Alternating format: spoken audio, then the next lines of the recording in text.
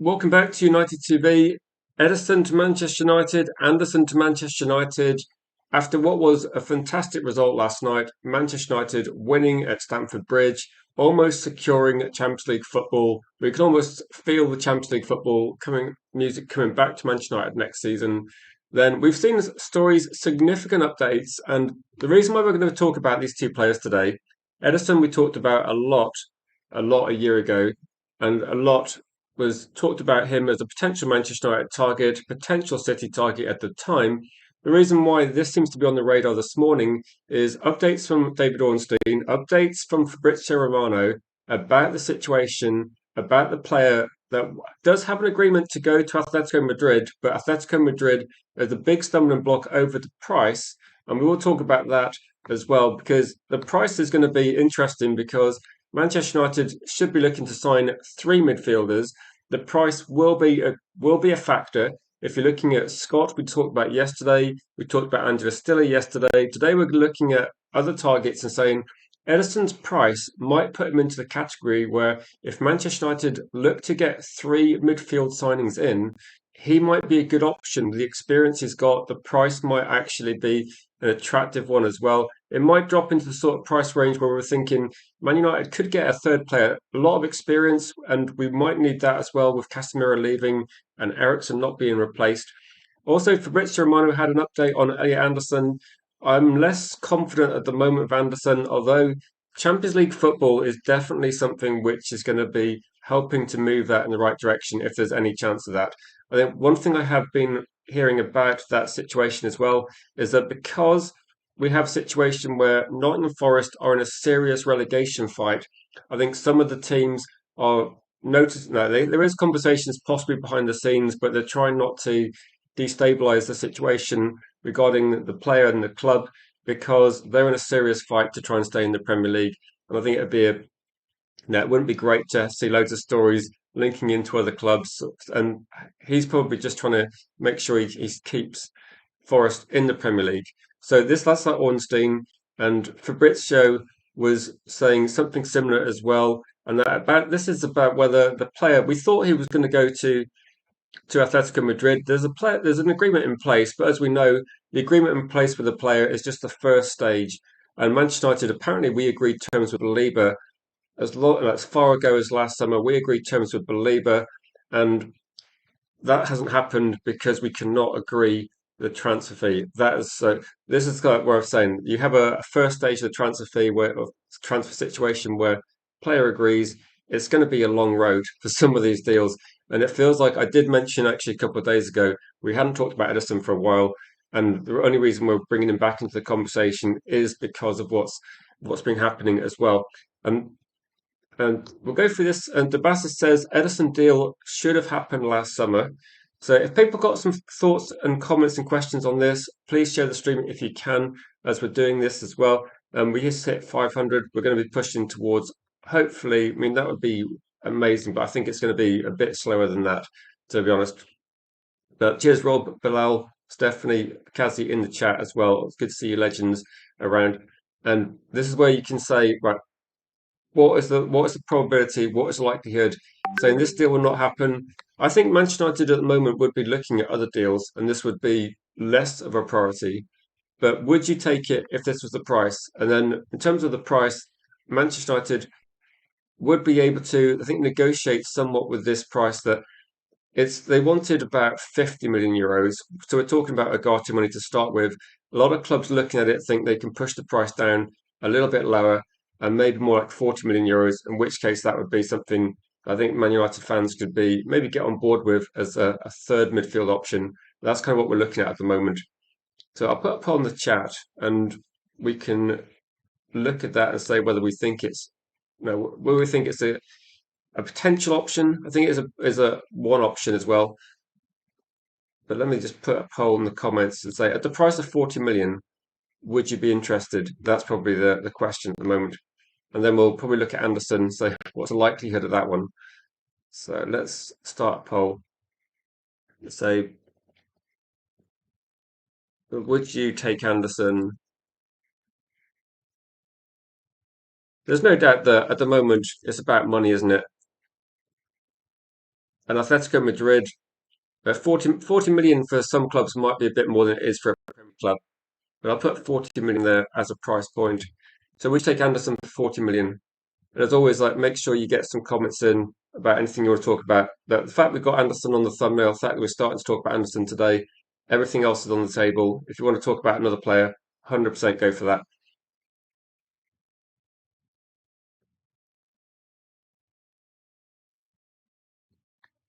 But Debas is based on this, you're saying Ederson deal should have happened last summer.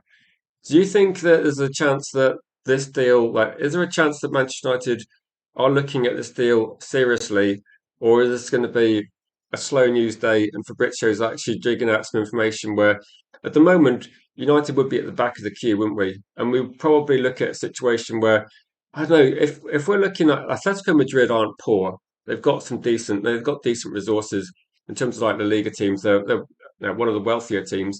If they're seriously looking at trying to get Ederson in. He is a good player, and I think we have to look at it and say it is a good player. Do you think that Man United would seriously consider going for this player? Jewel says, I think Anderson is the way forward. And this is probably the big update that Fabrizio put out as well regarding Anderson, is that Manchester United, Ineos, conversations for Elliot Anderson, but we're going to be talking about record breaking money.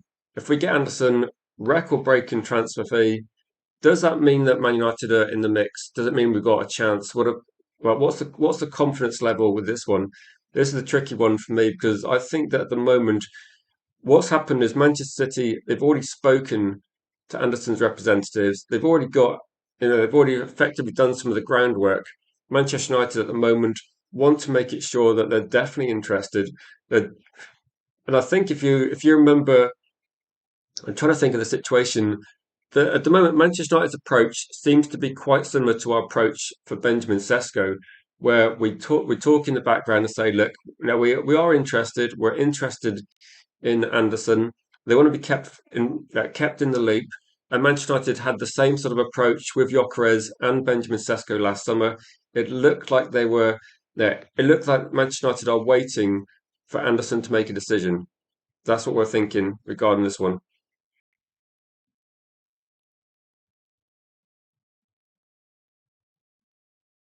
So, based on history, this deal always caught smoke without fire. So I'm not sure. This is like regarding Ederson.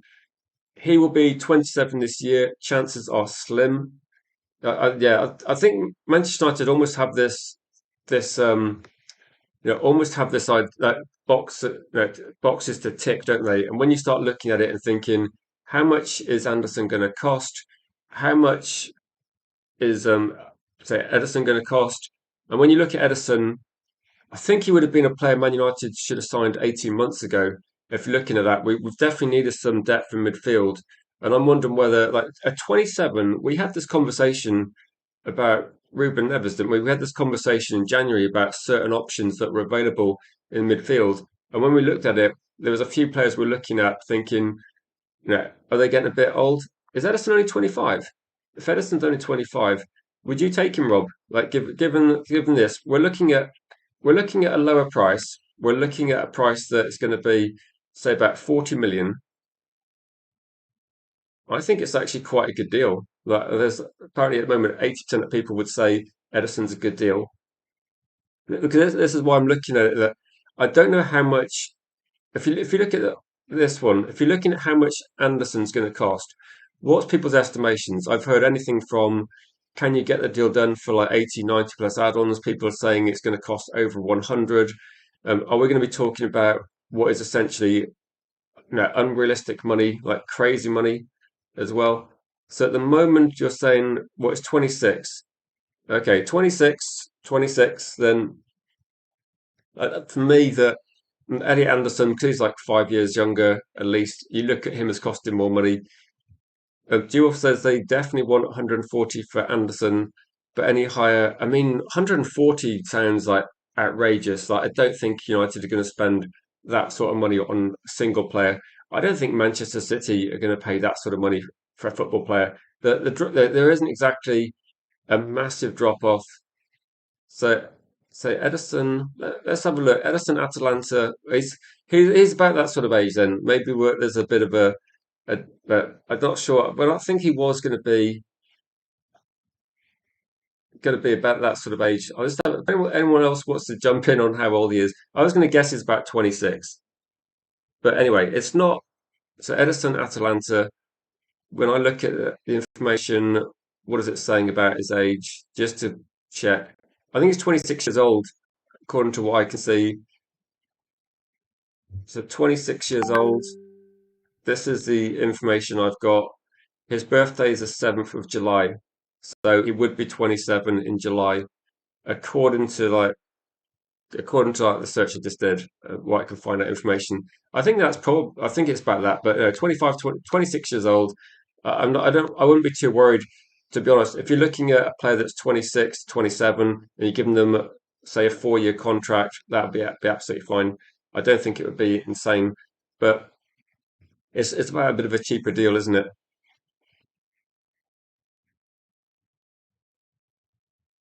So transfer markets at 26. So yeah, no, I don't think the age matters too much. Although if he was like 28, 29, I think it might be a different situation because if you're looking at it, then you can give them like a 4 or 5 year contract. I think when we're looking at Mbuemo and Cunha of that sort of age, and actually, I think getting a player that's going to be maybe 26 years old would be pretty useful in terms of like, no, the players we're talking about today. If United sign both of them, it's not a bad decision. Like it's the same as Alex Scott and Angela Stiller. I think if you're looking at trying to get one top signing, it's going to be quite expensive. So uh, Ederson is the sort of player that Manchester United. I'm not saying that Ederson is going to be a likely signing. I'm just saying it's going to be the sort of price point Manchester United should be looking at. Um, Welcome to the chat, Elliot, Ollie Biscuit Barrel, who says Anderson is great. I prefer the money spread out on more players and say we need 6 to 7. £100 million signing is the last piece of the jigsaw. Given the comparison, Rice for Arsenal. I suppose you'd look at it and say, is there any reason to actually spend that sort of money on one player, like one player? And if you look at Caicedo, can you imagine if Chelsea got a player that's cheaper than Caicedo and Enzo? Slightly, they could have bought players that were a little bit cheaper and maybe actually upgraded their defense as well. So I think there's definitely room to actually look at this. Yeah, you can't trust Google. All we know is that Edison is mid 20s. We'll go with that one. We'll go with that one. Say 30 million should be a good deal. 40 is fair for Edison. 100%. One thing as well, just to kind of clear up the Edison sort of situation, is that I think after this summer he might be entering the last year of his deal with Atalanta. So it does become the sort of market where the price is going to come down. I think Atletico Madrid know that the price will come down, and Manchester United, it could be an opportunistic signing. That he's good, he's experienced. There's no way that he's going to be like anyone's top target, but he would definitely be, like I say, as a third choice midfielder or a midfielder to bring some experience. Welcome, James. Good to see you, James. I hope you're having a good day, good weekend. Yeah, very good result for United. And I think what we're going to start seeing now is some of these transfer stories. When we're looking at where Manchester United are as a club, and we're looking at the situation we've got, we can start actually having some serious conversations now. Where we're going to say that Man United will almost certainly be offering Champions League football, and that's going to change the landscape a little bit in terms of when we had. Do you remember, if you're a Manchester United fan watching, you'll have watched last transfer window a year ago. You'd have seen Manchester United linked to Gyökeres, linked to Delap as two players that they only moved to clubs that could offer Champions League football. In the end, I don't think it was a problem because we didn't look at Delap and Gyökeres over the season has been, I suppose, similar to Sesko. He has contributed goals, but I think we didn't really miss out too much last season. But the fact we've actually got Champions League football it's almost in the bag. But we've got 10 points above Chelsea now. So last night's result was extremely important. I think we're in a conversation now where we can offer players Champions League football. That might be a factor. I'm not going to say it's the only factor, and it might also come down to who's Man United's head coach, who's going to be Manchester City's head coach. What does Anderson really want to do? And it's still going to be difficult because City have got a track record over the last 5 years of winning major trophies, and that's definitely got to be a factor. And they've had a bit more stability. But if Pep leaves, it could be no, it could be a different story. I'm not saying it will be. Um, Welcome Joan to the chat. He says, "No, I want Wharton way better." Wharton is, I think they're definitely different players. When you say he's way better, I'm assuming you're referring to Anderson at the moment on the screen, or if talking about Ederson, he would be expensive. Like Wharton will be expensive, and I think in terms of like Wharton's got a really good skill set. Like I said, I think I do like the like some of the times we played against Crystal Palace. I think Wharton, when they won that penalty, it was a fantastic pass by Wharton, really good on the ball. And I think Man United are looking at that, thinking that is Angela Stiller someone they can buy that has like Debastis is like kind of drawing the same conclusion.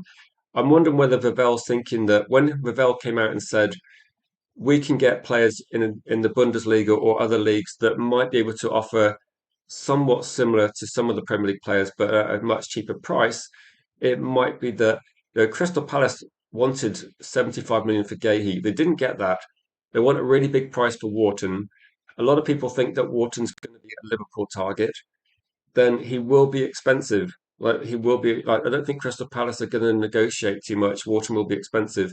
We should have got him before we moved to Crystal Palace. We did discuss that, but we should have got him then. And the best alternative, possibly Angela Stiller. I mean, that no player is going to be identical, but I think with Angela Stiller, people do like him and say he would be a good fit for the club. It's tricky, isn't it? Gregory says United has the money, so they don't tell us the truth. Then uh, Manchester United historically have spent a couple of £100 million every single summer, as long as we can remember, let's say, in recent transfer windows. They didn't spend anything in January, which is somewhat of a surprise.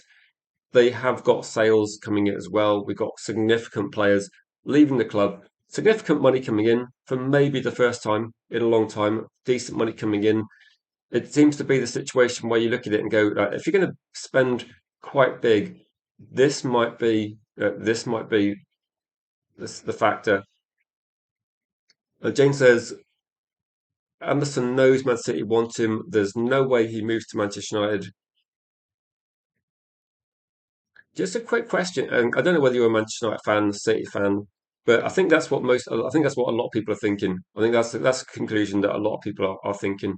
So I'm not going to sit here and say Man United are favourites, and Manchester United are in the mix. In the mix, Gregory.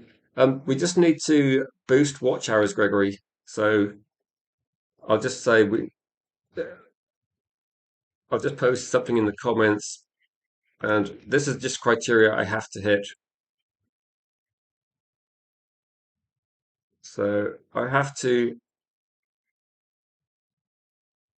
So bear with me, right? So just so people know, this is the kind of what I need to hit before I can do that. Great. So 3,000 watch hours on the channel is something I need to achieve as a milestone before I can bring that back. So yeah, as soon as that happens, we will bring that back, and it will definitely boost things, definitely help support it, and definitely help bring back where we were before. But there's no way around it. You have to get that done. But I appreciate the support. Fantastic. I really appreciate that. But yeah, we have to do that before we can bring it back.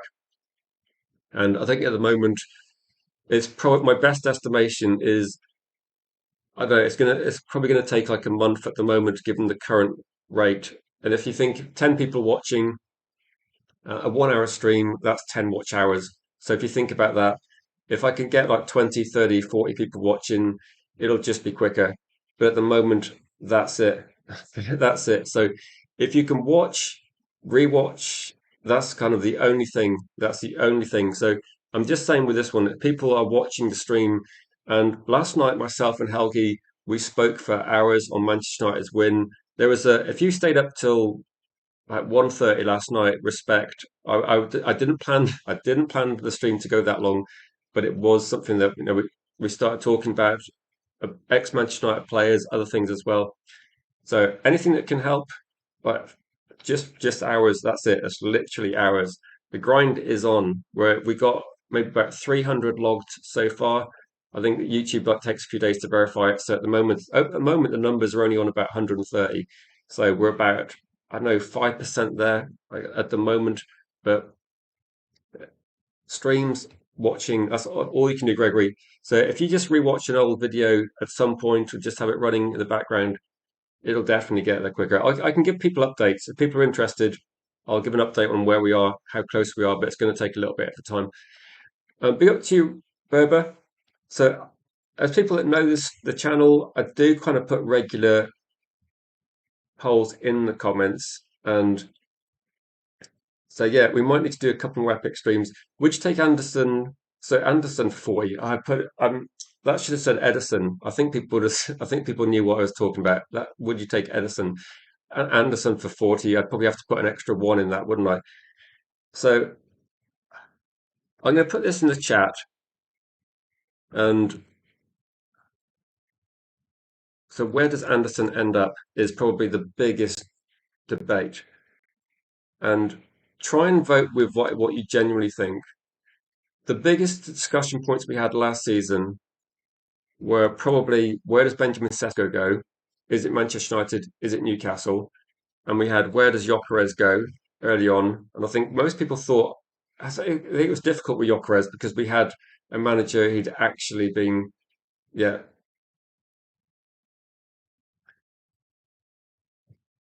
So I'll put that there. Where do you think he goes? That's the discussion point. And let's have a look. How long was last night's stream? About 3.5 hours.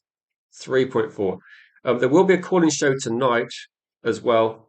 A bit of interest in joining the call-in show, so there will be a call-in show. Everybody's welcome to get involved with that one. And Greg says, if I replay previous videos from last week, which I've already seen, will that be counted? 100%. 100%.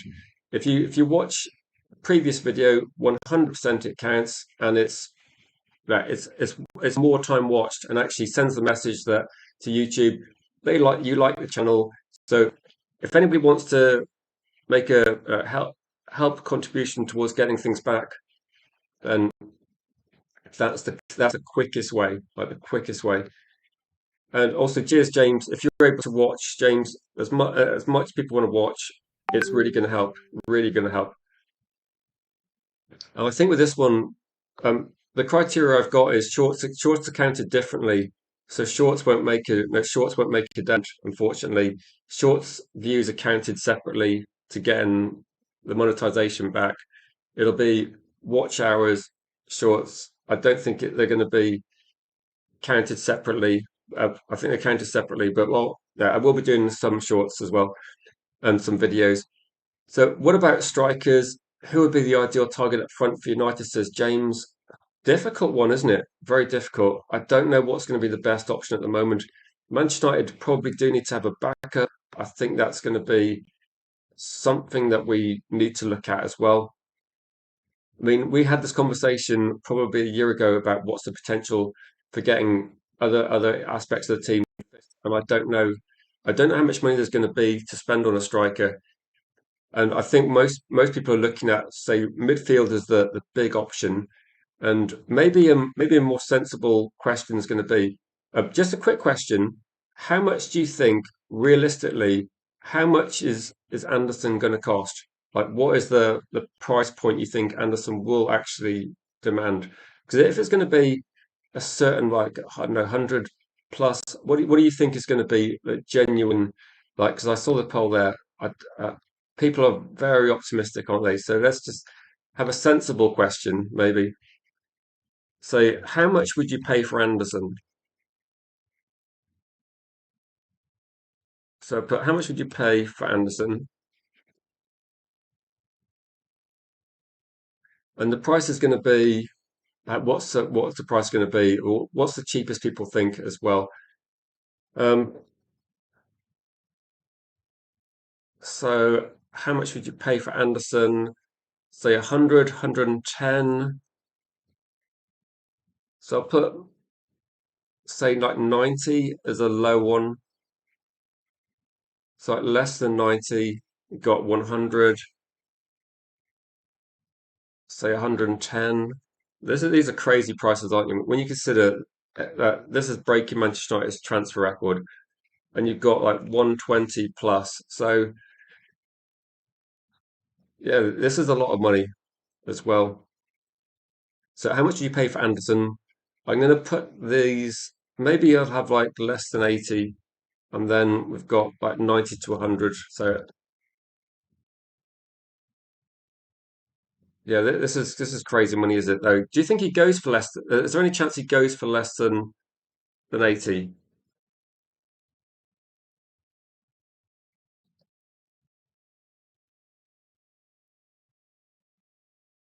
So great then. So how much will you pay for Anderson?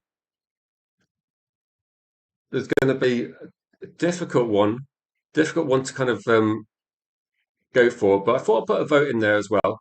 Do you think I might? I'm tempted to kind of change the thumbnail and put a thumbnail for Anderson because we're talking about Anderson now. Let's see what people, if I can get people to come in that are interested in Anderson. I'll have to see if I've actually got one lined up. It's possible I've got one that says 100 million from like months ago, but I'll have a quick look. But and then let me know in the comments how much would you pay if you think if you would pay more than 120, which I saw you off in the comments earlier saying 140 would be something that he'd actually consider paying. I think that's yeah, it feels like if we have to pay that sort of amount, it feels a bit crazy, doesn't it? Let's see. I think I did have one somewhere.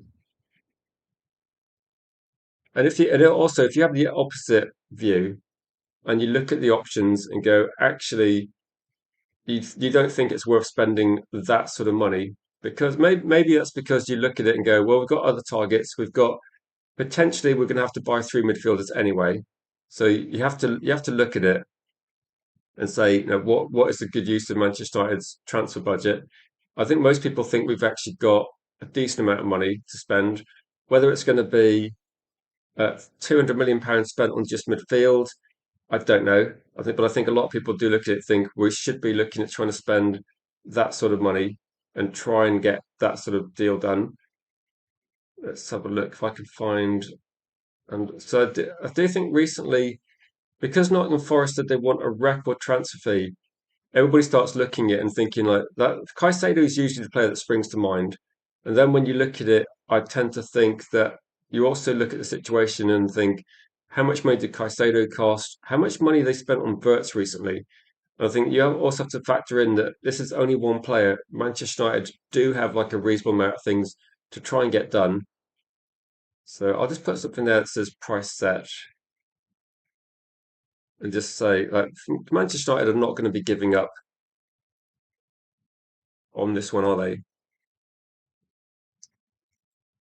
So United are not going to be giving up on Anderson, which I suppose is a good thing.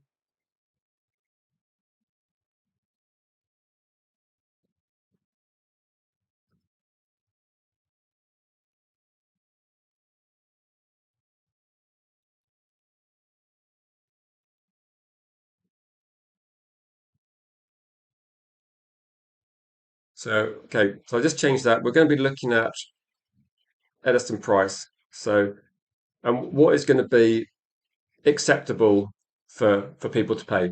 So let's jump in. I'll jump in the comments and see what people's thoughts are on this one. I don't think I'm not expecting agreement. It's just you know absolutely fine to have a different opinion on any sort of player we're linked to. Ollie Biscuit Barrel says Anderson will go to City about 100 million and say another 30 off the books. Yeah, I think people are thinking that it's going to cost that sort of amount, that sort of amount. I say if Fabrizio says Man United not giving up on Anderson, that's a good thing.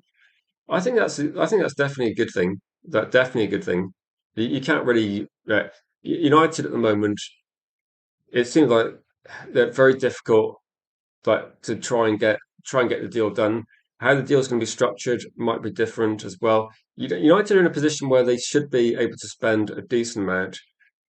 Dabas has gone like 100, 110.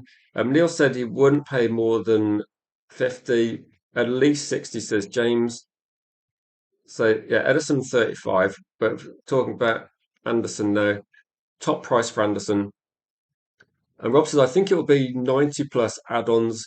I believe Caicedo might have been something along like I can't remember, was it 100 plus 100 plus add-ons? The one thing that's true is that City pays a lot of money to agents, and it seems to be is that City's way of getting the deal done. Like City pays a lot of money to agents. I think with the Haaland deal, a lot of money was going to was it like 20 million to Haaland's agent or something? There's definitely ways City getting deals done regarding that one. So it is something to factor in. I would not be surprised. Say any possible outgoings that could happen at Manchester United. Then good question, James. This raises more money, and that's look at the players loaned out to start with, and the biggest one's going to be Rasmus Højlund. I think Napoli said they're going to definitely buy him, so that's 44 million euros. And Arnold will go somewhere. Agate and Xerxes will probably go somewhere. We got Marcus Rashford. Also, he'll be hopefully going to Barcelona. And then you look at Sancho's contract off the books. And so lots of outgoings, lots of some actually, if you look at it, when we have Marcus Rashford, Casemiro, and Sancho's contract off the books, that's £1 million per week in salary off the books. So lots of outgoings for the first time in ages, lots of outgoings. Big up to you, Danny B, in the chat, who says 90, 100 million regarding this one. Danny B's throwing in the towel, but Man United are not throwing in the towel at the moment. So Grover says there is new spending rules in terms of like I think with Manchester United the limiting factor will always be the owners how much they're willing to spend. So there will always be that the fact Manchester United can spend more is great, and the only thing holding back Manchester United this summer is going to be how much do Ineos and the Glazers actually want to invest in the club.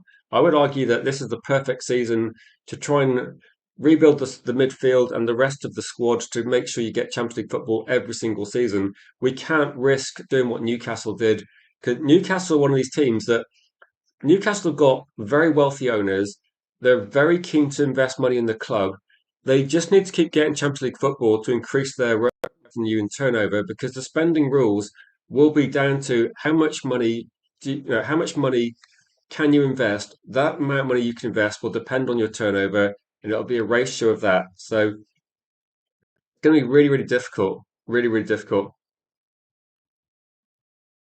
So I'm just going to be sending something as well to someone. So no, so with Man United, we can't risk falling out of Champions League football. It's as simple as that. And if we do, we've only got ourselves to blame. At this point in time, there's actually teams like Chelsea are going to be potentially having a problem because their model is very much on like, okay, keep getting Champions League football, keep trying to. It gives you the ability to actually buy and more players, and then they're hoping to sell players. But some of the players that that Chelsea have been selling, they're not really going to be able to sell Ganacho for a profit. They're not going to be able to sell Gittins for a profit.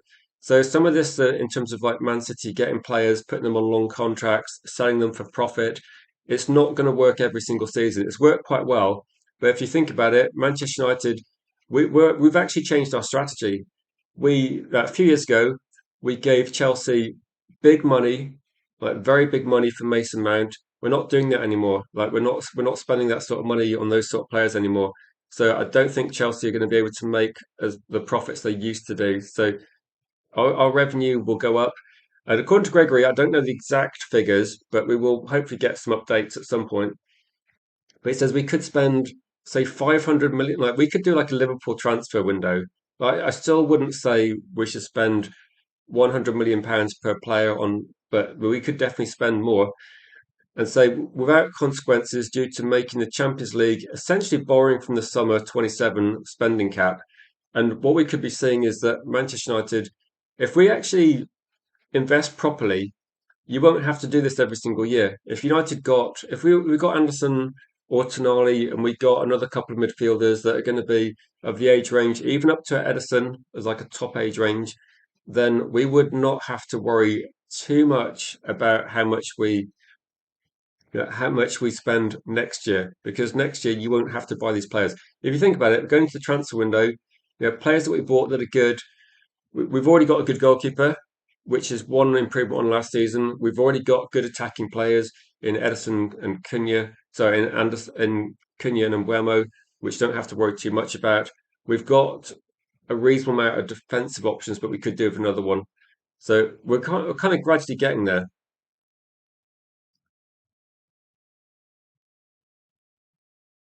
So Debasis is picking like a few signings you'd like to see.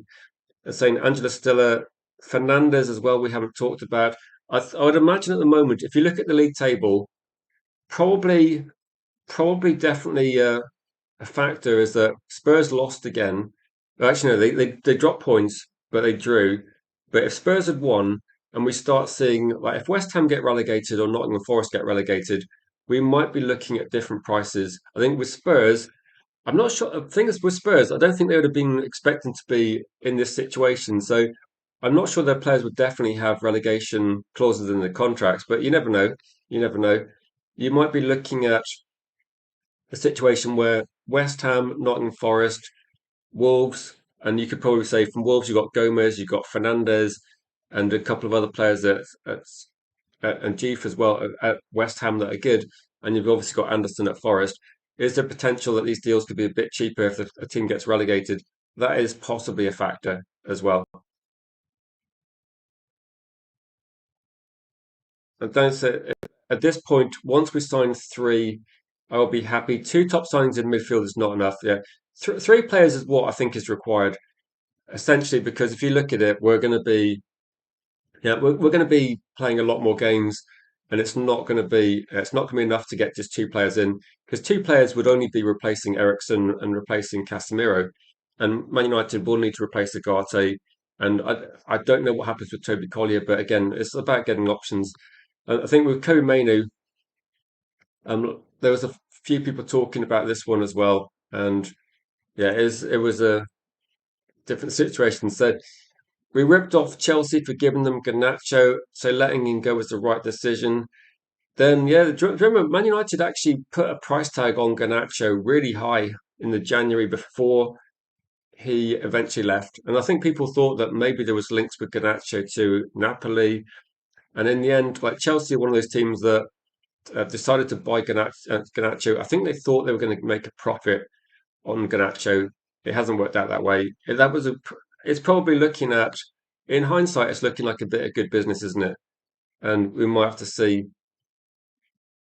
And what happened with Sangari Links? It's gone a bit quiet, isn't it? It's gone a bit quiet with that one. I think what we're looking at is United are going to be linked to so many different players, and that's why we will probably see. We're getting towards we've just gone past the middle of April. The news starts really heating up towards. I remember last season, the news starts really heating up towards the start of May, and what we're seeing is like, once we see a few things happen, if Nottingham Forest was mid-table and in a situation where relegation was definitely not a factor, European competition qualification wasn't really a factor. I think we might be seeing something happen a bit quicker with Anderson. I think there was definitely some credible journalists. It might be Fabrizio himself that said that some of the teams are sort of slowing down on the Anderson in terms of actually trying to get the deal done now, mainly out of respect for Forest because Forest, it's a critical situation for them. They've got a game today, I believe. It might be at home to Burnley. So Forest might be looking at they need a couple of wins to try and guarantee Premier League survival. And once that happens, I think we'll see something happen quite rapidly. If Manchester City are going to get Anderson, we've seen what happened with Semenyo and Mark Gahey. They won't mess about. So it won't be something that gets dragged out over the summer. This will be something we find out pretty rapidly. And I think United need to seriously look at some targets that are not Anderson to try and get one of those deals done quite quickly in the summer as well, because it's going to be quite a long summer. There's going to be a World Cup that's distracting people, and I think United need to try and get one of those players in as soon as possible. Like we need three. If we get one straight away, that would be perfect. But not giving up on Anderson is no fine.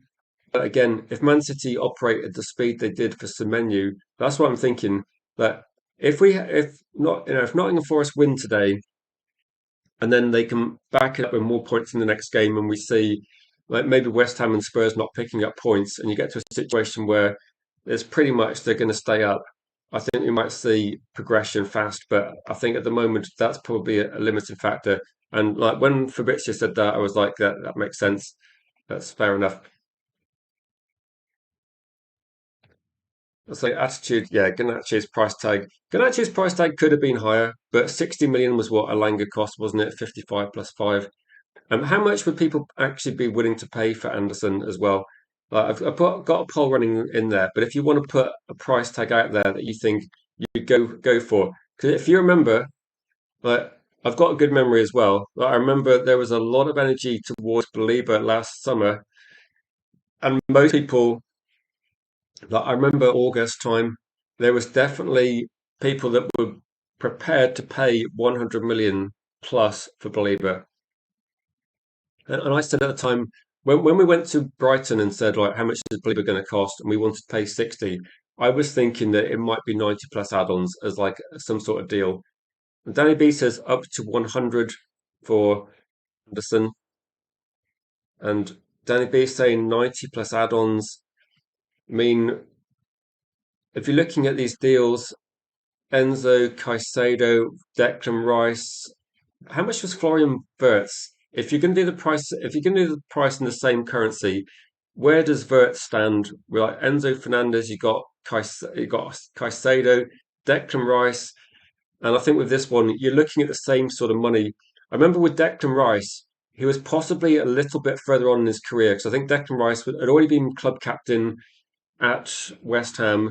I'd already seen Declan Rice putting in man of the match performances for West Ham for at least now a bit more time than Anderson had. I would say Anderson's been fantastic at Nottingham Forest. I think Declan Rice was more advanced in his career when he got bought by Arsenal. So I think Arsenal paid was it about 110 for Declan Rice, and since Declan Rice moved to Arsenal, Arsenal have been pretty much locked in like they're second in the league. They've been consistently that high in the league, and Declan Rice has been like a solid performer for them. And I think that's the difference, isn't it? At United, we were linked to. Well, I wanted Declan Rice about 4 years ago, or maybe 5 years ago. Then we kind of missed out on that one, and it feels a bit like if you look at Elliot Anderson now, imagine what he's going to be doing in 2 or 3 years' time. People that watch him live, and I get feedback sometimes from match going fans that have been at Manchester United versus Nottingham Forest games and have said that Elliot Anderson, he's doing everything. He's like winning the ball back, he's protecting the back four, he's like so much energy in midfield. And it's just the situation where if you miss out on him, then it's going to be do you imagine if he goes to City, then we're going to have Declan Rice at Arsenal for like another 5 years. We're going to have Anderson at City for potentially a decade. It's you have to try and get one of these players. It is a little bit.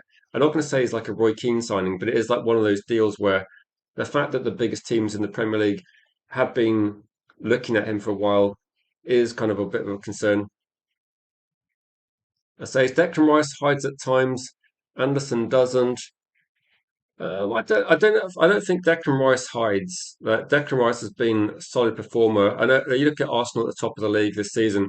I think with this one that the difference for me is going to be Elliot Anderson is in a much weaker team. Declan Rice has got a lot of good players around him. The way teams play against Arsenal is going to be different. Manchester United, when we played against Arsenal, we were pretty much in like a back 10 for about half an hour. So I think Declan Rice is definitely evolved a bit. I think Arsenal's tactics are somewhat limited as well. So I think sometimes you look at Arsenal and think they don't play the most expansive football, and it is a bit over reliant on set pieces, which is. But again, I suppose Arsenal have to deal with very defensive, very defensive teams week in week out, and Arsenal still. Maybe we can have like a real conversation tonight or tomorrow about who's going to win the Premier League. Is Declan Rice going to be the player that actually helps Arsenal win the league? Because if Man City get a win today, it could be very, very different, couldn't it? So let's look. Any sort of anyone that looks at Anderson and thinks we should just give up, or do you think that Man United should? Like, I remember someone said yesterday, why don't we put an offer in for Anderson? And I think what we need to do is wait until the season's over, or wait until Forest is safe from relegation. As soon as Forest becomes safe from relegation, I think Manchester United should actually consider making an offer. At least, I suppose that United want to know that want to be kept in the loop. If Anderson has no interest in going to Man United, if we can do something to find out that quickly, that would be a lot better. That would be good to find out. Because I think if we can actually ascertain whether or not he wants to join Manchester United, then clearly, obviously, we don't want to destabilise the club and piss off Nottingham Forest. That they need to try and avoid relegation. And I believe that if you remember, Ben Jacobs was saying about 6 months ago, I don't know if this is 100% true, but Ben Jacobs was suggesting that if Forest miss out on European football, I mean, Forest are still in the European competition. So there could potentially be that they could still qualify in European competition. They could still also be relegated. So there's a lot to play for Nottingham Forest. And today might also be a big step forward to staying in the Premier League, particularly as like teams around them were dropping points. Leeds look like they're safe now. And Anderson is like one of the most mobile players in the Premier League. And someone, I think when Helgi was on a couple of days ago, we were talking about Anderson. And if you look at a table of how often do midfielders win the ball back, and if you look at Anderson, it's not that he's top of the list, it's that there's no one remotely close. There's no one remotely close to him. If you're looking at Manchester United trying to win back possession quickly, Anderson would be a really good player. When you're looking at other players like Wharton, I think Wharton's going to be a good player. If you're in possession, he's going to be a key player. And you can make an argument that clearly you need to actually get a range of different midfield players in your team. So Tabasa says break the bank question mark. Yeah, how much what would be your top? Like if we have to pay over 100, like I know people would say if you're making a case for this and if somebody said, right, I'm going to pay 90 plus add-ons for Anderson, that's my top price. But if you can get him for 100, or if Nottingham Forest say, look, we're only going to take 110, that's our lowest price. Like we want 100 plus 10 add-ons based on like appearances. So we definitely get that money at some point, unless he gets injured. If that's the deal, would you go for it?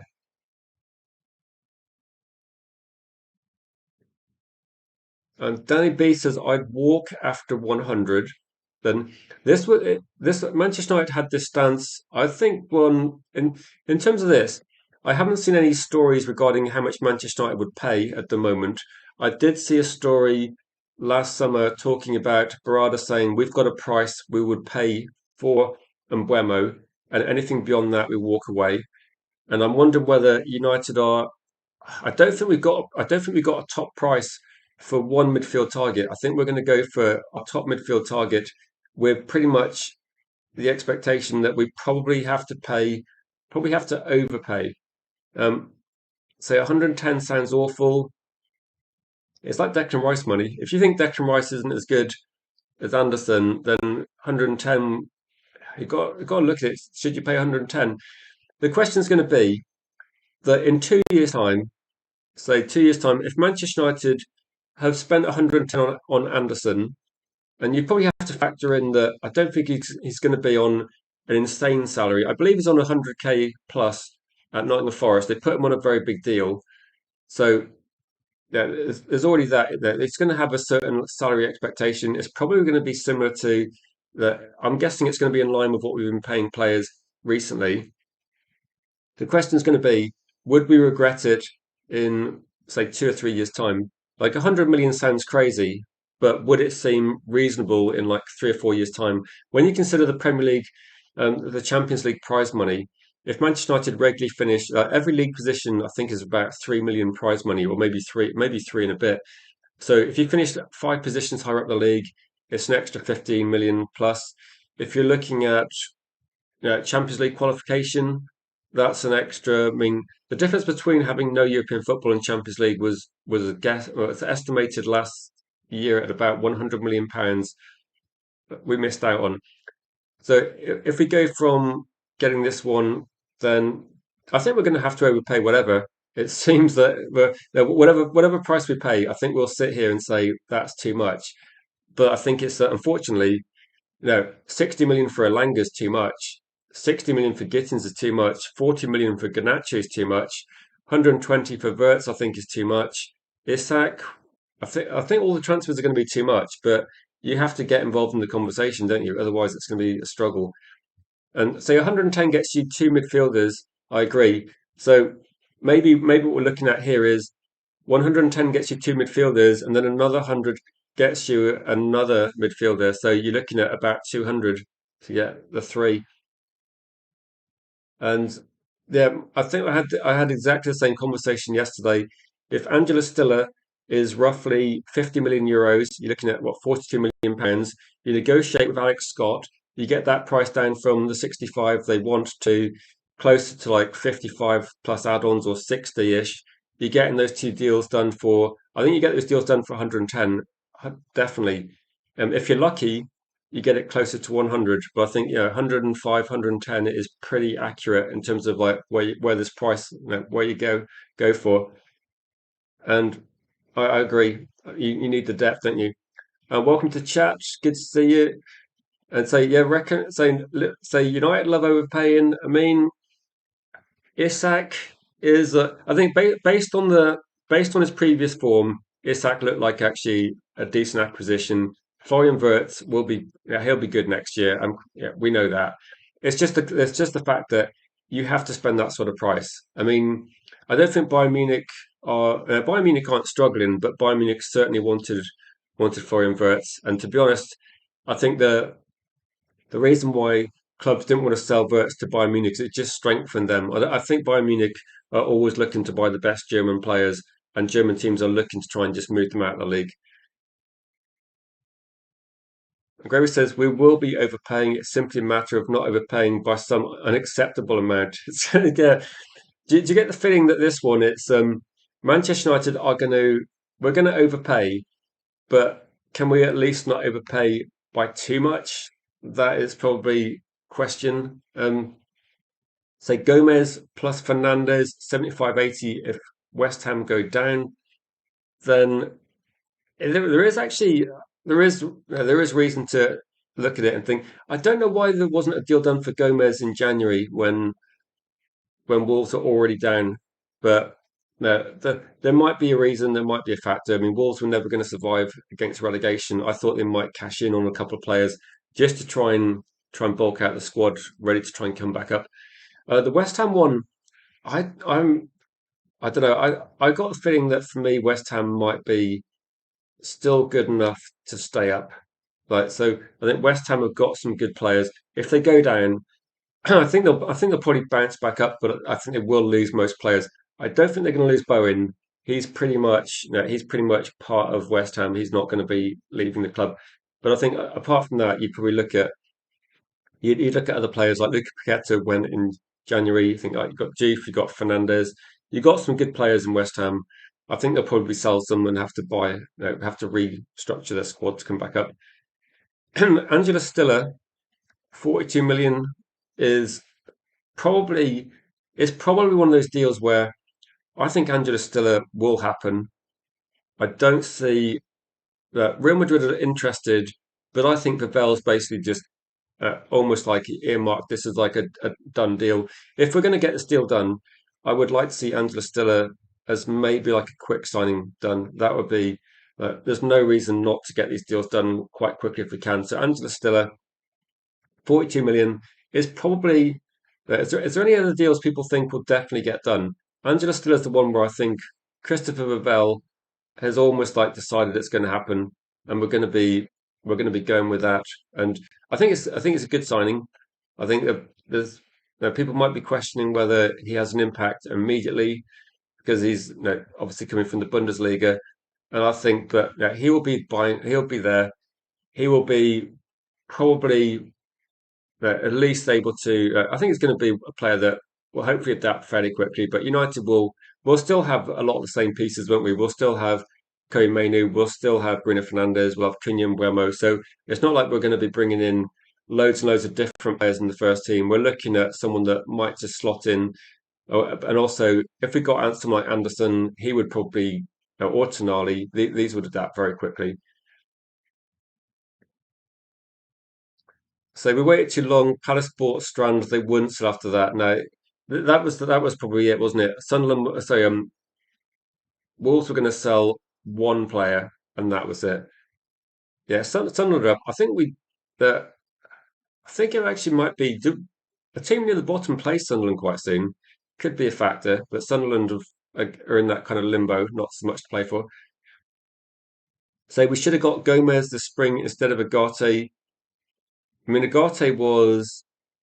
Oh yeah, I was going to say we bought Agate a bit further ago, but no, if we'd have bought Gomez in January, which I thought we had this argument, or I know some people don't rate Gomez, some people like him, but I thought we had a conversation where we had an option like Neves, Gomez.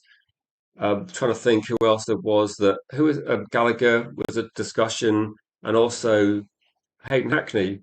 And I was thinking, right, there's four players. You could get one of those players in January, and it was a bit of a gamble, wasn't it? And then we had Agate. I mean, wow!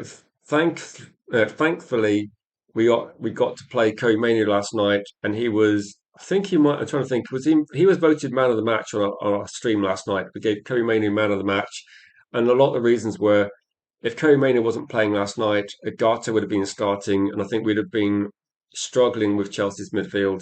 I think the Kobe Manu influential as well, really good on the ball, helps keep things going, helps link things together.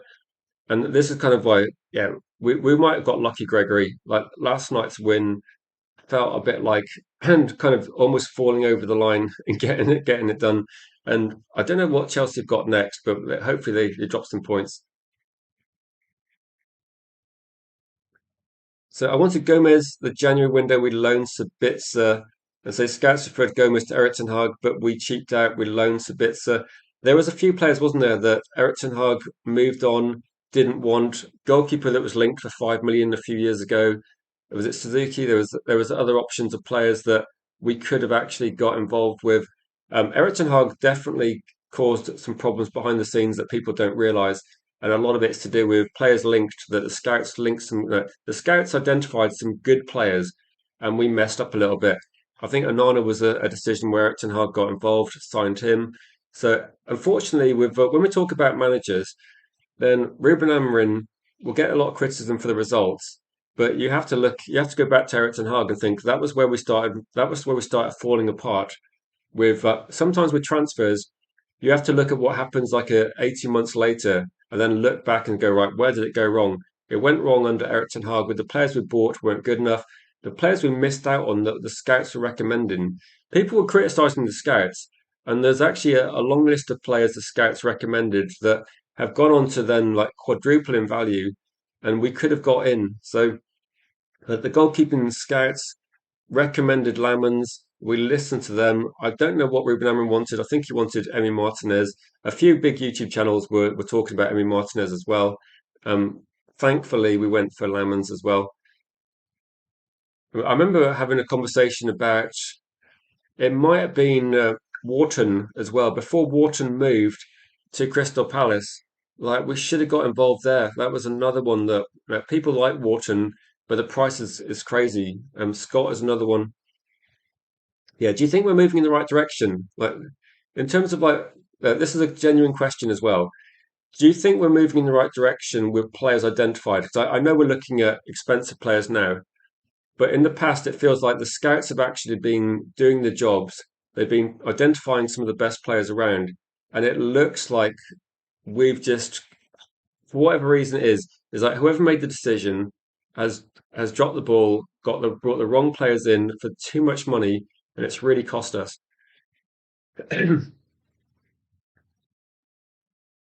So Wharton two. So Marcus Leonardo referred instead of Weghorst. I know it's like for the goalkeeping scout, I think it's Coton, isn't it? That identified the right goalkeepers and some good goalkeepers and not listened to is ridiculous. Is there any players you think that Man United will buy that's a surprise? There was a couple of journalists saying that Manchester United are planning some sort of blockbuster transfer window. Very, very vague. I don't know, if they're looking at something that's not been discussed about. I mean, the obvious one would be Anderson is like if we got Anderson based on like people's expectations, I think people would see that as a surprise. Most people watching think that Man City will probably get this deal done. If United could do this one, it's a bit like do you remember when Yoro was linked to Real Madrid? And I was thinking the fact we actually got a player that was linked to Real Madrid, okay, we did spend quite big, but it was a little bit of a surprise. I mean, getting players from Arsenal's academy with Cheeto and Aiden Heaven, I can see that we give them a big pay rise, which is going to happen anyway because they're moving from the academy.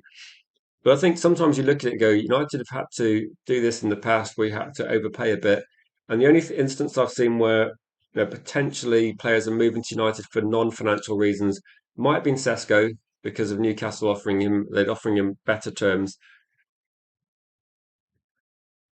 So yeah, in terms of this one, so relegation wise, so Burnley and Wolves, Tottenham, I would say Spurs actually put in the best performance they've done for a while yesterday, but that those last minute goals that could massively cost them. It might be out of Spurs' hands now. It might be down to West Ham and Nottingham Forest, how what sort of running they've got as well, and they've been in the relegation fight for most of the season. Spurs haven't won this year. They haven't won since 2025, and they look like I think with a recent manager change, it's possibly like too little, too late for Spurs. They're running out of games. They need to start getting wins, good performances, but not getting over the line.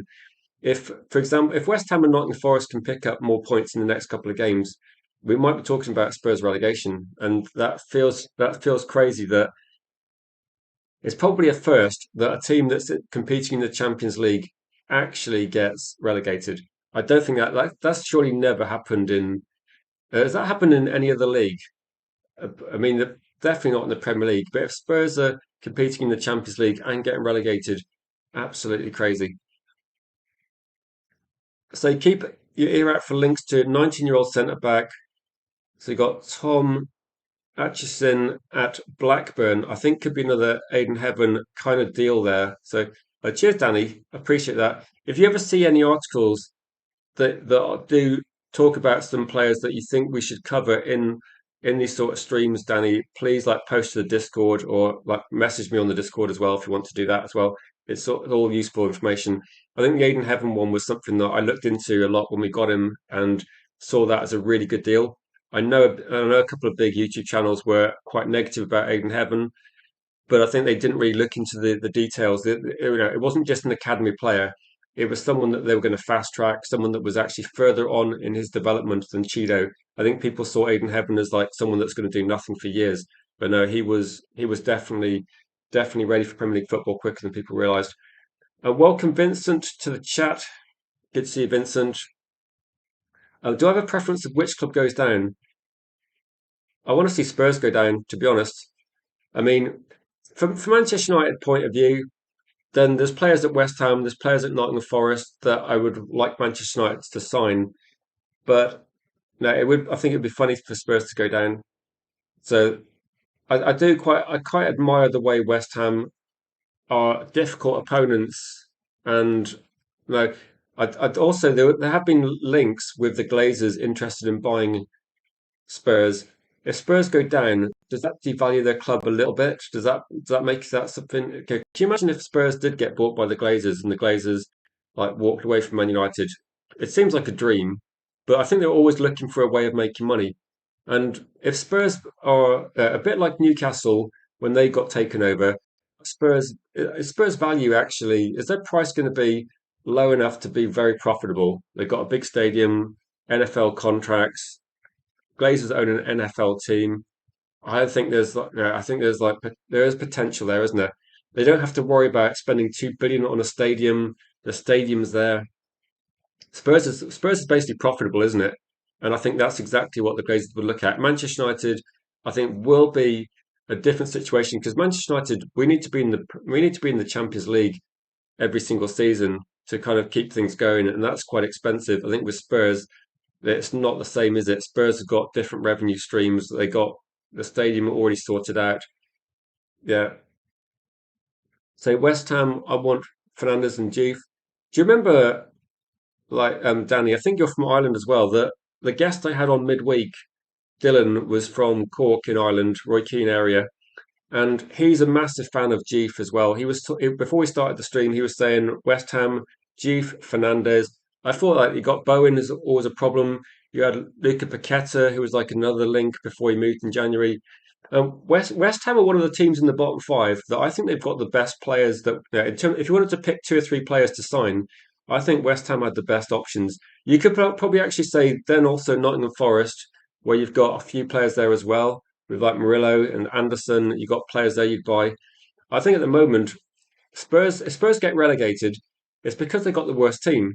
Like player for player, you look at them playing this season in the Premier League. There's some big names there. There's some high price tags on some of those players, but not one of them has performed consistently this season. So Glazers would be interested in Spurs for. Okay, I think there's a lot of reasons, Vincent. That might be one reason, but I think there's a lot of reasons that commercially they're really well set up. I believe that if you take the most recent rules regarding how much clubs can spend is related to turnover, and Spurs have a very low wage bill, surprisingly so, considering they got Champions League football, they have a quite a low wage bill, and they are run very profitably. Okay, they still carry debt, but that's not a problem for the Glazers. We know that they still carry quite a lot of debt, but they've already got the stadium sorted. They're running gigs and they're running deals with like NFL teams, which are very lucrative. So they got a different. Spurs are a business, aren't they? Beyond football, they've got the other deals, and I think with Manchester United, the focus is going to be football, and it's going to be yeah, it's going to be years away. Like a new stadium, how long is that going to take? Is it going to be 2030, 2031, 2032? It's just going to be a long process and it's going to be extremely expensive. So I just think when people are looking at what is the situation regarding the owners, I think Spurs is one that ticks a lot of boxes, and I would love that to happen, but I just don't see it.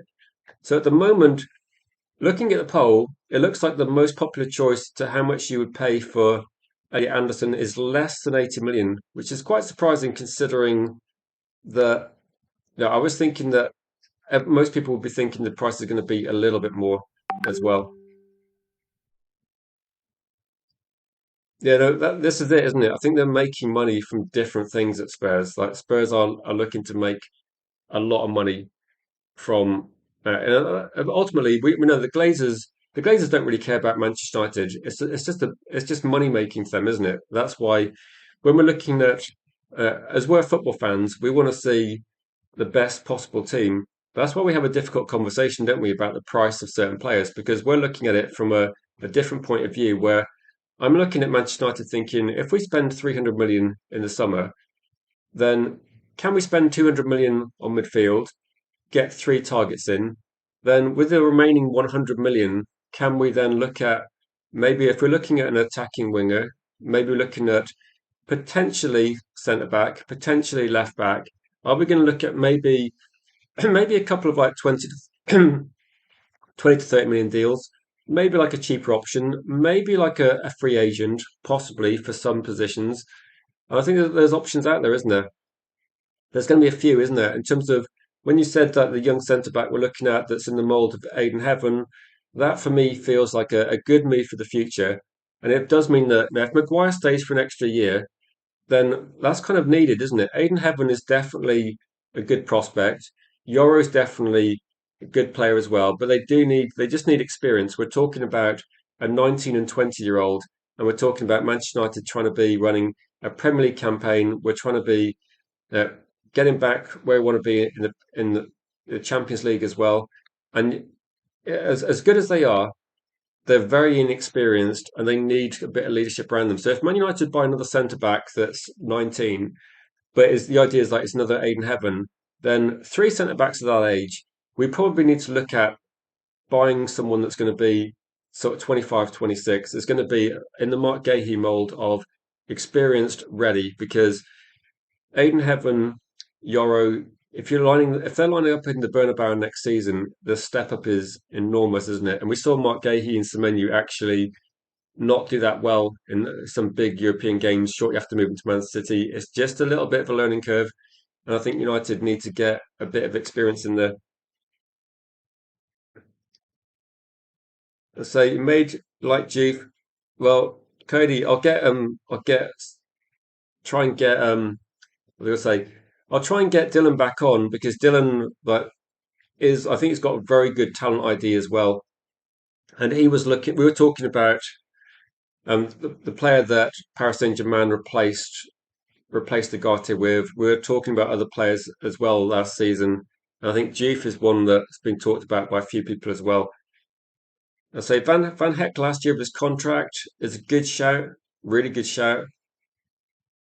I think Van Heck get an assist yesterday in the match? Well, did he get an assist that got the equaliser?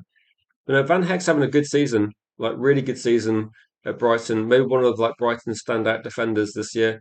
And if you're looking at last year's contract, 35, 40 million could be. It's not a bad option, is it? It's not a bad option for that sort of money. And I think there's a few good options in the Premier League as well. And I don't mind that one. Like Murillo might be a little bit more expensive.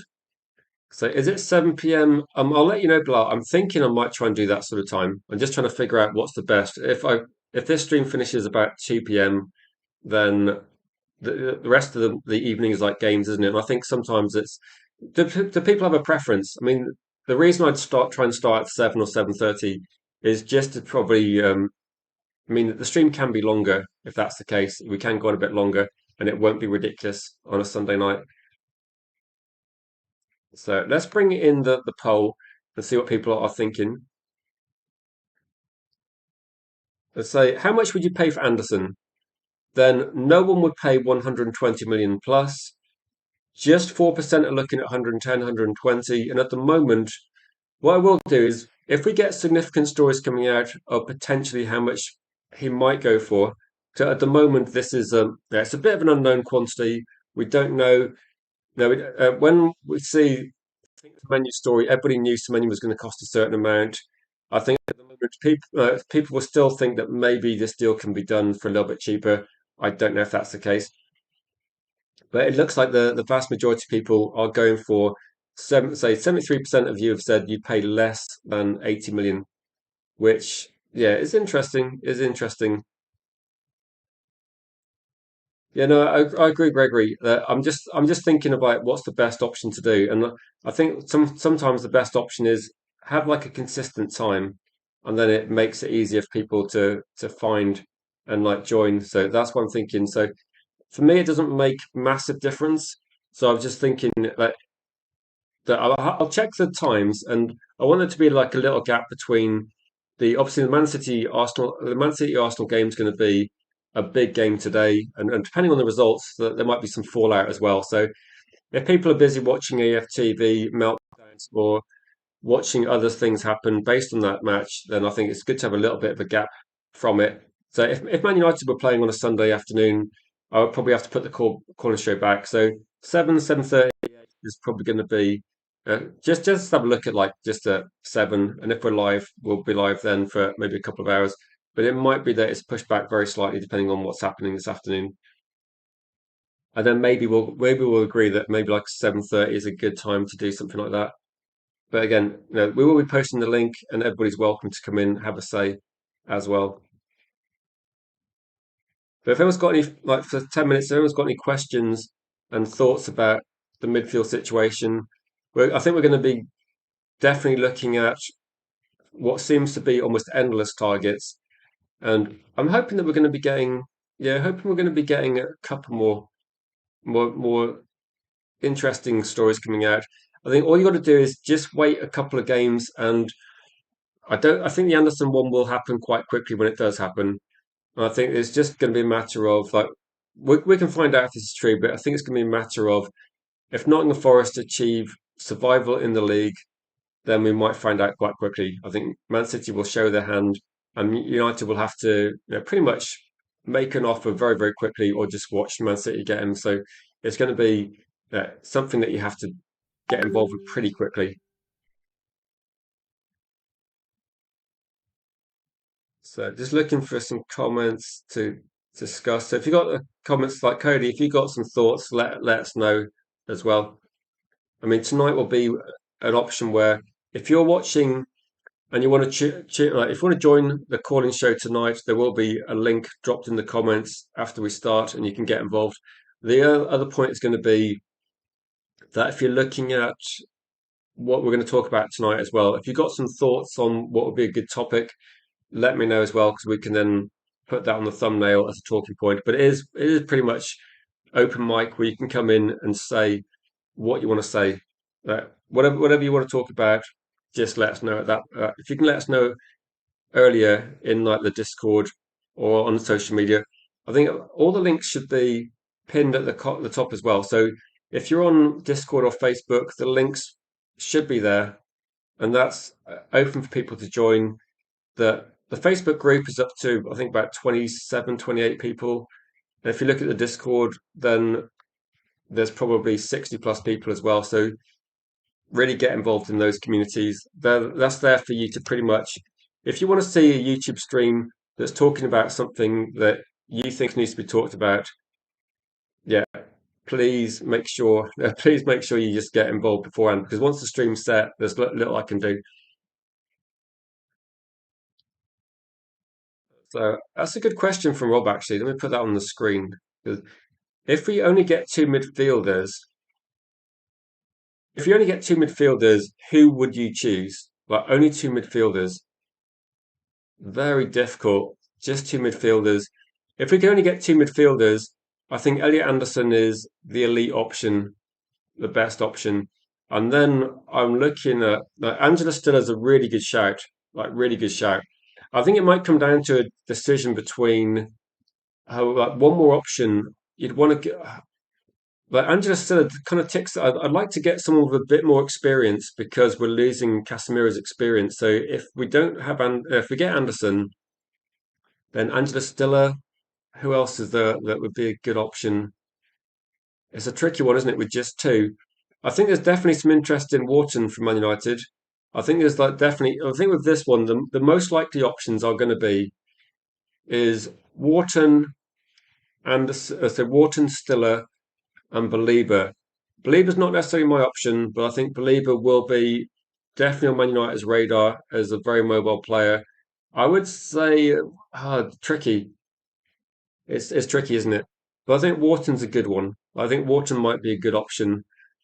Then if we're only getting two, I don't know. It depends how much Wharton's going to cost.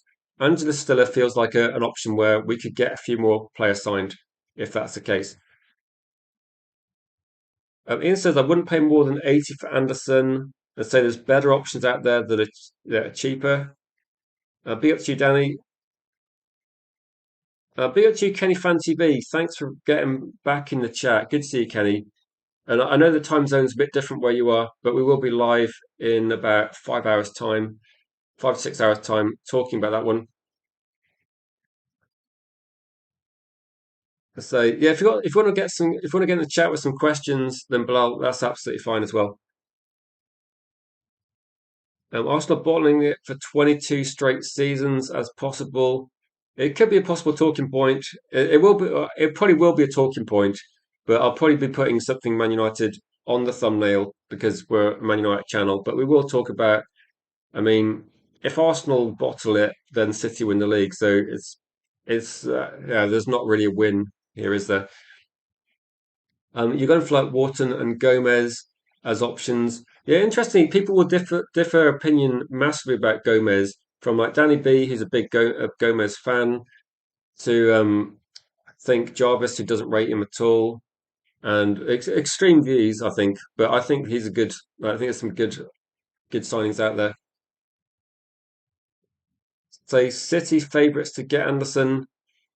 They probably are, aren't they? They probably are. Does anybody else agree with some of the things that have been coming out from I think Fabrizio, where Manchester United, and like there is progress that has been made by Man City, and there is like interest from Manchester United for sure. But it's at the moment both clubs are kind of respecting the situation with Forest that they're in a relegation fight. So it would be yeah, it wouldn't be ideal for them to start making big moves to get Anderson in. So that's why I think Anderson it'll happen quite quickly when it does. I think the clubs are respecting Forest are not not effectively not offering money now to get to destabilize the club. So I think we might see like Man City might move quite quick when they do, and it might be very, very difficult.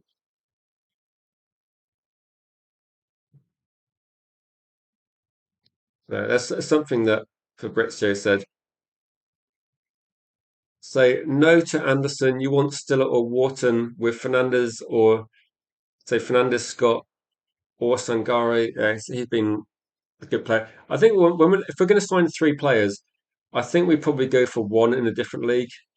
And I think the most likely is going to be Angela Stiller. So Sangari's linked, definitely. Buwadi's a player I like, but I think we're going to be looking at Angela Stiller as the non-Premier League signing. I think it's going to be like that, isn't it?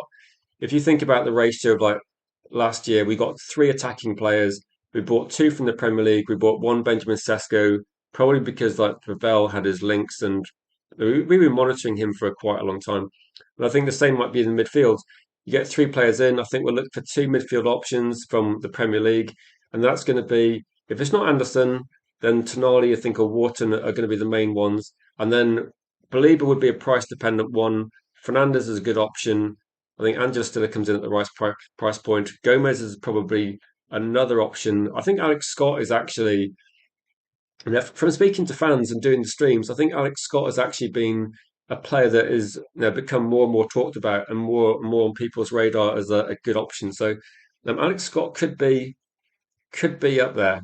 I mean, when we're looking at terms of like how much it's going to cost, I think he could be kind of sneaking into the conversation a little bit based on depends how much he costs. I think is probably the thing. How much he costs is going to be a factor.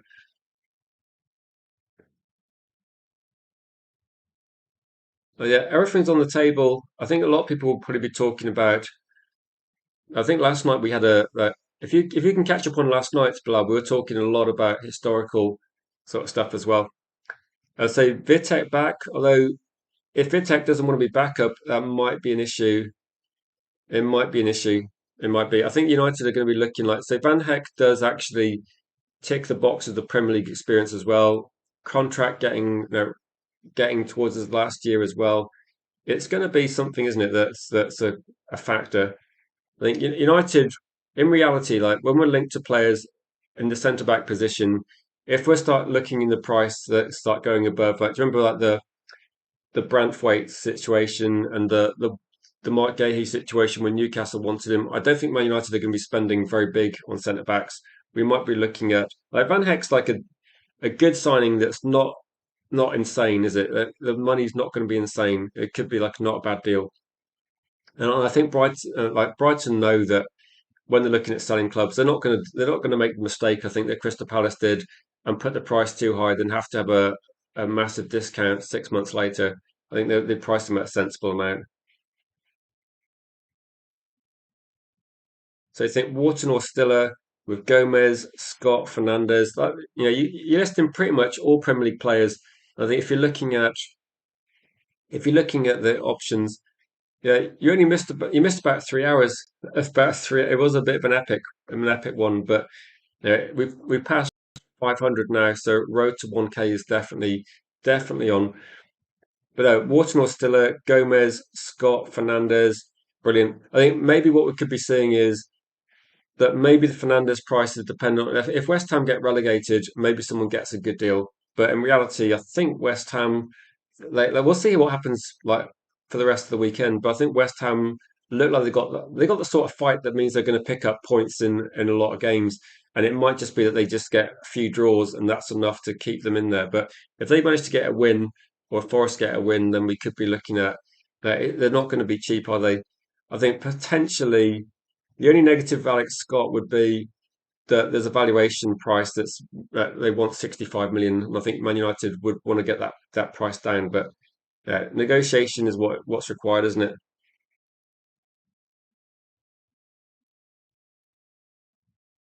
I think when we're looking at these are the main targets, aren't they?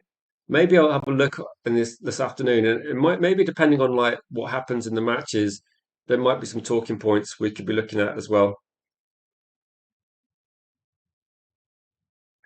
Maybe this is a good question like to finish on. If we're looking at Manchester United, the transfer window as a whole, if you could go for one deal to kickstart the window, it's got to be when we're talking about a first deal. I would probably say it's probably not going to be the most expensive one, is it? So if we're looking at acquiring one player at the start of the transfer window, it's probably going to be one of the cheaper options. And Gregory says United should acquire Angela Stiller the first week of the summer window to have one midfield signing locked in right away. I would say that I think that needs to be something United do. And Angela Stiller would seem to be one of the more likely ones that if Stuttgart are looking for 50 million euros, 42 million pounds, I think that should be the first option. Like Man United should look at that as Angela Stiller, 50 million euros, 42 million pounds. That's good value. And if we can get that deal done straight away, it shows intent. It does show that United are looking at it.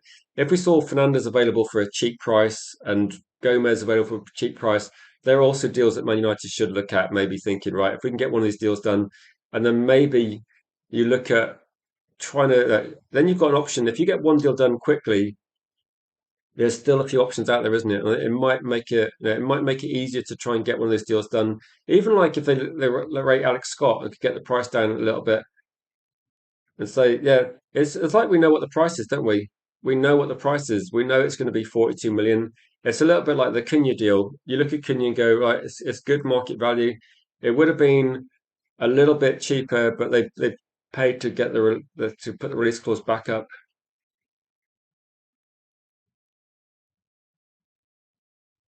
Yeah, it does depend a lot, doesn't it, on what happens. I think it depends a lot what happens with the football for the rest of the season. Like Nottingham Forest, West Ham, if they go down, then potentially that's changing the price of some players and potentially changes what we need to do.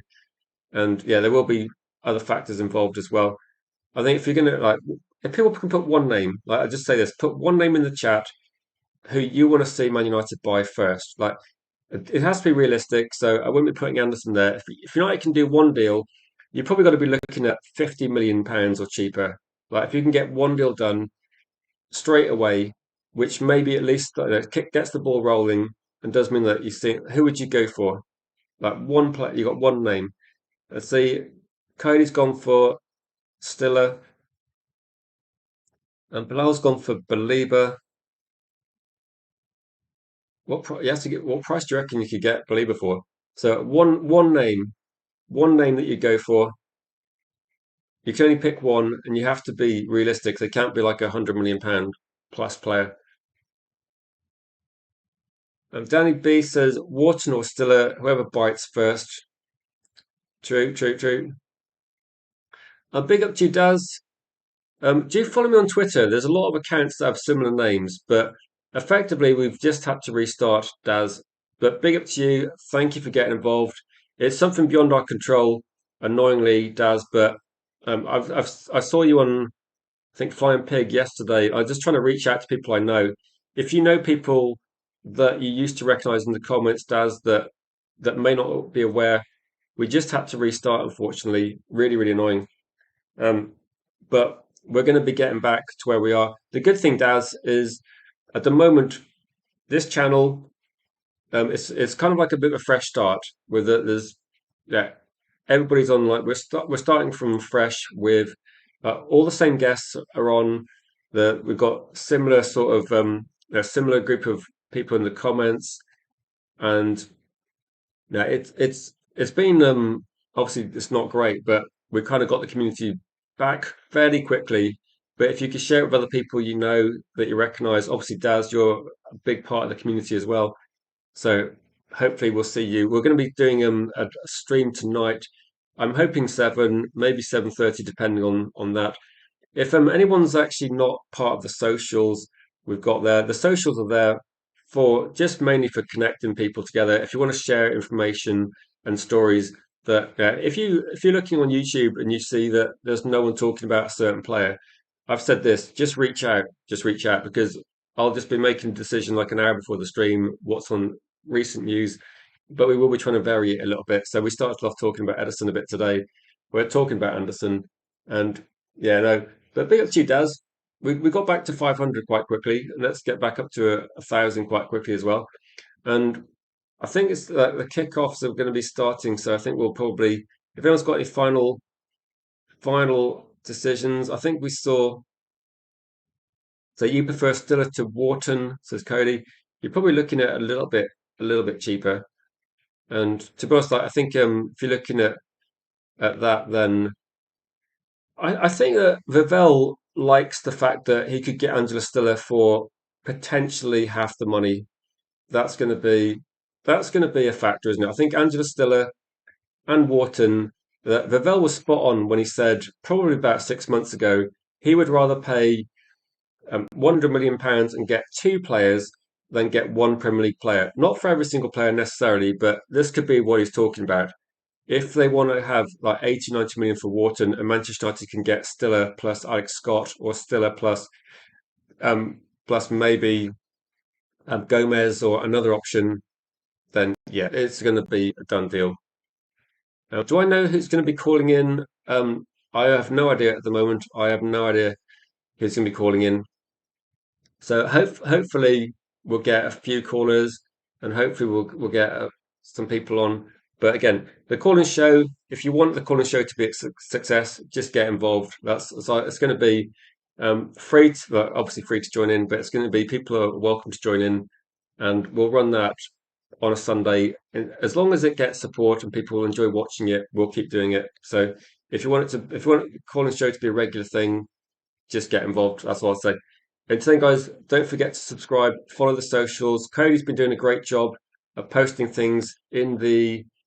Cody's been posting things in the Facebook group. Really good to keep that growing as well.